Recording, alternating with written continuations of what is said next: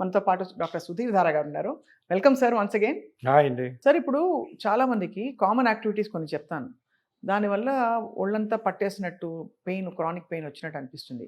వాటన్నిటికీ మనం pain management అవసరమా? అది స్ట్రెచింగ్ చేసుకుని సాల్వ్ చేసుకుంటే better. ఉదాహరణకి సోఫాలో కూర్చుంటాం. సోఫాలో కూర్చుని ఎక్కువ టీవీలు చూసే వాళ్ళకి లో బ్యాక్ పెయిన్ బాగా వస్తుంది. అది సోఫా తప్ప, వాళ్ళ ఏజ్ తప్ప? సి మోస్ట్లీ ఏదన్నా కానీ చూడండి, బాడీలో సఫరింగ్ ఉంది, బాడీలో ఇబ్బంది ఉంది, 10 రోజుల కంటే ఎక్కువ ఉంది, కంటిన్యూస్గా ఉంటుంది, ఎవాల్యుయేట్ చేయాలి. ఓకే. మనం సింపుల్గా తీయలేం. నాకు జనరల్ బాడీ ఎక్స్ అంటే అనకూడదు. అది మెటబాలిక్ ఉండొచ్చు, స్ట్రక్చరల్ ఉండొచ్చు, లోపల ఏమైనా డిసీజ్ ఉండొచ్చు, డయాబెటీస్ వల్ల రావచ్చు, హైపర్ టెన్షన్ వల్ల రావచ్చు, తెలియని క్యాన్సర్స్ ఉండొచ్చు లోపల. అవి ఇనీషియల్గా ఇట్లా బయటపడుతున్నాయేమో. సో ఎప్పుడు కూడాను దాన్ని ఏదో ఏదో చిట్కాలు అంటారు చూడండి, వాటి చిట్కాలతోటి లేదంటే ఆయిల్ పూసుకోవడం ఇట్లా ఎక్కువ రోజులు ఉంటాయి. 15 రోజుల కంటే ఎక్కువ నొప్పి ఉందంటే అది క్రానిక్ పెయిన్ అని. ఆ క్రానిక్ పెయిన్ రీజన్ తప్పకుండా కనుక్కోవాలి. ఈ గుడ్డిగాని మనం ఏదో అది చేసుకొని పర్లేదులే ఇది కాదా సోఫాను మారుద్దాం, లేదంటే నిలబడి కూర్చోవడం మానేద్దాం, అది కాదు. లోపల కనుక్కోవాలి. లేదు అన్ని నార్మల్గా వచ్చేసాయి. సార్ మీరు చెప్పినట్టే నేను టెస్టులు చేయించుకున్నాను డాక్టర్ గారిని, ఏం లేవంటే మన బాడీ ఆ యాక్టివిటీకి సరిగ్గా కండిషన్ అవ్వట్లేదు. సో కండిషన్ చేసుకొని దిగాలి. అంటే ఇప్పుడు పొద్దునే మీరు చెప్పినట్టు సెడెంటరీ లైఫ్లో ఉన్నారు, ఎవరో 60 ఏళ్ళు రిటైర్డ్ అయిపోయారు, ఎక్సర్సైజులు చేయడం ఇష్టం ఉండదు, ప్లస్ ఆల్సో అలా ఉంటేనే వాళ్ళకి ఇష్టం, చెప్పిన మాట వినరు, లేదు కాళ్ళు ఏదో కదలట్లేదు, పారాలిసిస్ వచ్చేది, లేదు వేరే ఇతర ఇష్యూస్ వల్ల నడవలేకపోతున్నారు. వీళ్ళందరికీ ఏంటంటే వాళ్ళకు తగ్గట్టుగా కండిషన్ చేసుకోవాలి మజిల్స్ని before going to that. Morning అంతా బాత్రూమ్ గిత్రూమ్ వెళ్ళొచ్చాక కండిషనింగ్ ఎక్సర్సైజెస్ కొన్ని ఉంటాయి, అవి చేసుకొని ఇవి దిగితే ఏది ఇవన్నీ ఇన్వెస్టిగేషన్స్ నార్మల్ అయినప్పుడు అవి చేసుకుంటే ఈ పెయిన్స్ నాన్ స్పెసిఫిక్ పెయిన్స్ మీరు అన్నట్టు నాన్ స్పెసిఫిక్ పెయిన్స్ రావు. ఇది స్పెసిఫిక్గా ఏమీ లేనప్పుడు మీరు ఎలా సార్ ఎక్సర్సైజ్ వద్దంటారు? ఎక్సర్సైజ్ చేయాలి. అంటే అది ఇప్పుడు చూడండి, మీరు ఒక సినారియో ఇచ్చారు, సోఫాలో కూర్చొని కంటిన్యూస్గా లేచినప్పుడు స్టిఫ్ అయిపోతుంది బాడీ. అదే చాలా మంది అది ఆ మనిషికి ఆయనకున్న డిసీజెస్, ఆయన ఏజ్, ఆయన చేసే జాబు చేస్తున్నాడా లేదా, రిటైర్డ్ లైఫ్, దాన్ని బట్టి మెడికల్ డాక్టర్ ఎక్సర్సైజ్ చెప్తారు. అది నేర్చుకోవాలి. కానీ ఎవరో యూట్యూబ్లో చూసి జిమ్ ట్రైనర్ చెప్పాడని, మా పక్కింటోడు చెప్పాడని, కేవీఆర్ పార్కులో ఇంత దూరం నడుస్తాను అట్లా చేయకండి. ఎందుకంటే హెల్త్ని మీ చేతుల్లో తీసుకోకూడదు. హెల్త్ డాక్టర్లు ఉన్నారు, ఒకసారి కన్సల్ట్ అవ్వండి.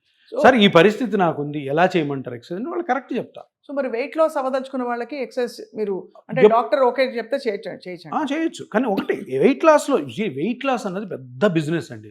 చెప్తున్నా వినండి, వెయిట్ ఉన్నవాడు అన్హెల్దీ కాదు, సన్నగా ఉన్నవాడు సూపర్ హెల్దీ కాదు. అబ్బో, గుర్తుపెట్టడానికి ఎంత బాగుందో. వెయిట్ ఉన్నవాళ్ళు అన్హెల్దీ కాదు, మనం అనుకుంటాం అట్లా. ఈ మధ్య బరే దారుణంగా గిల్ట్ సార్ చాలా మందికి, విమెన్ కి. Commercial activity, commercial. Hrithik Roshan వస్తాడు, ఈ వెయిట్ గురించి మాట్లాడతాడు, ఇంకొక ఫైటర్ హీరో వస్తాడు, లేదంటే హీరోయిన్స్ బాగా స్లిమ్గా ఉన్న వాళ్ళు మాట్లాడు, నేను అంతలా ఉన్నాను ఇంత అయిపోయినాను, అంత కమర్షియల్ యాక్టివిటీ. వెయిట్ లాస్ అన్నది కమర్షియల్ యాక్టివిటీతో స్లోగా ఇది పాయిజన్ డాక్టర్లో కూడా వచ్చేసింది. అవును, వెయిట్ తగ్గాలి. ఎప్పుడు తగ్గాలి? మార్బిడ్లీ ఒబీస్ ఉంటే తగ్గాలి. మామూలుగా ఉన్నవాళ్ళు కూడాను పెళ్ళిళ్ళు అయిపోయి చక్కగా ఏదో ఉద్యోగం చేసుకున్న వాళ్ళు కూడాను నేను సన్నగా అయిపోవాలని ఈ ఎక్సర్సైజ్లు, జిమ్లు అనవసరంగా పోయి వేరేవే కొత్తగా తెచ్చుకుంటున్నారు. ఆ లిగమెంట్ టేర్లు, మోకాళ్ళు అరిగిపోవడాలు. నేను ఒకటే అంటాను, మన వెయిట్ లాస్ అవ్వాలంటే ఫస్ట్ ఆఫ్ ఆల్ మనము ఓవర్ వెయిట్ ఉన్నామా లేదా అన్నది మీరు బిఎంఐలు మీరు క్యాలిక్యులేట్ చేయొద్దు. డాక్టర్ దగ్గరికి వెళ్ళండి, వెళ్ళి కనుక్కొని సార్ నేను తగ్గాలా తగ్గకూడదా, తగ్గాలంటే మీరు ఎంబీబీఎస్ డాక్టర్గా మీరు ఏం చెప్తారు అది తీసుకోండి. అంతేగాని మనము యూట్యూబ్లో చూసేసి నా బిఎంఐ 30 పైన ఉంది, నేను తగ్గిపోవాలని, అది అక్కడ కూడా డాక్టర్ కన్సల్టేషన్ లేకుండా ఇష్టం వచ్చినట్టు ఎక్సర్సైజ్ చేయడము చాలా చాలా డేంజర్. ఇంతకంటే డేంజర్ ఫుడ్ హ్యాబిట్స్. మీరు చిన్నప్పటి నుంచి తింటున్న ఫుడ్ని వెయిట్ లాస్ అవ్వాలన్న ఉద్దేశంతో పిచ్చిగా ఆపేయడము, పిచ్చి కమర్షియల్ ప్రోడక్ట్స్ తినడం వల్ల గట్ ప్రాబ్లమ్స్ వచ్చి లేనిపోనివన్నీ ఎవరికి ఊహకందని జబ్బులు వచ్చే ఆస్కారం కూడా చాలా ఉంది. ఓహో, సో అయితే మరి అందరూ పడిపోయారండి. ఇప్పుడు మీరు అన్నట్టు సోషల్ మీడియా తాలూకు ఇన్ఫ్లుయెన్సెస్లో పడిపోయి everybody wants to be like Kareena Kapoor. అందరూ శిల్పా శెట్టి ఎందుకుంటున్నారో వాళ్ళకి మీనింగ్ కూడా అర్థం కాదు. అలా ఉండకపోతే వాళ్ళు చాలా తక్కువని ఫీల్ అవుతున్నారు, అన్హెల్దీ అని ఫీల్ అవుతున్నమాట. ఎగ్జాక్ట్లీ. సో దానికి ఇచ్చిన ఓకే, బట్ ఇది చాలా మంచి పాయింట్ క్లారిఫికేషన్ ఇచ్చేస్తారు. సో ఓవరాల్గా మరి జాయింట్స్ ఏజ్తో పాటు అందరికీ 40 దాటాక ఏవో ఒకటి మొదలవుతాయి. ఏమన్నా కొన్ని బండ గుర్తులు ఉన్నాయా? ఒక 3, 4 మీరు ఇవి చేస్తే కొంత మీరు ప్రొలాంగ్ చేసుకోండి మీ జాయింట్స్ లైఫ్‌ని అని. చేస్తే కాదు, చేయకపోతే చెయ్యకూడను ఉన్నాయి. లైక్ ఒక హౌస్ వైఫ్ తీసుకోండి, ఎక్కువ మంది హౌస్ వైఫ్సే కదా. హౌస్ వైఫ్ ఇంకొక సెట్ వర్కింగ్ ఉమెన్, మహిళలదే తీసుకుందాం. హౌస్ వైఫ్ పొద్దున 6 గంటలకు లేస్తే మధ్యాహ్నం 2 లోపల మీరు ఒక క్వశ్చన్ వేసుకోండి. హౌస్ వైఫ్స్ పొద్దున 6కి లేచి మధ్యాహ్నం 2 లోపల ఎంతసేపు కూర్చుంటారు? కూర్చోరు. బట్టల విషయంలో వేస్తారు, మళ్ళీ బయట ఊడిపిస్తారు, కూరగాయలు తీసుకుంటారు, మళ్ళీ వంట చేస్తారు, మళ్ళీ అవన్నీ గిన్నెలు తీసి పడేస్తారు. అంటే మనుషులు ఉన్నా కూడా హెల్ప్‌కి వాళ్ళు నిలబడే ఉంటారు. సో మొత్తానికి సార్ హౌస్ వైఫ్స్‌కి, వర్కింగ్ విమెన్‌కి ఎస్పెషల్లీ జాగ్రత్తగా ఆరోగ్యం కాపాడుకోవాలని చెప్పారు ఇవాళ. Thank you so much. And super PRP I think బాగా మొండి పెయిన్ ఉన్న వాళ్ళకి ఎక్స్‌ప్లోర్ చేయొచ్చు.